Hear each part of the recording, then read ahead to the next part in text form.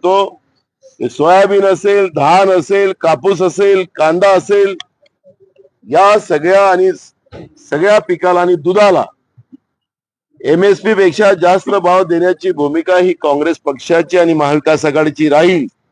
आणि म्हणून कोणी आत्महत्या करू नका, तुम्हाला न्याय देण्याची भूमिका ही आमची राहणार, हा विश्वास मी महाराष्ट्राच्या शेतकऱ्याला देतोय। उद्धव ठाकरेंची बॅग तपासण्यात आलेली आहे। काँग्रेसच्या दीर्घकाळ वर्ष सरकार होतं काँग्रेसचं, त्यावेळेस मुंबईची संपत्ती बिहार आणि UP आणि दिल्लीला नेण्यात आल्याची चर्चा चालू आहे। नाही, आता गुजरातचं नाव घ्या ना म्हणा।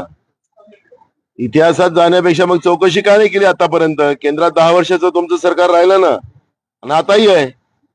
काँग्रेसनी अगर बिहार आणि उत्तर प्रदेशला पाठवलं असेल तर त्याला चौकशी करावं। आता गुजरातला आता काय चाललेलं आहे महाराष्ट्राच्या जनतेला कळत आहे ना।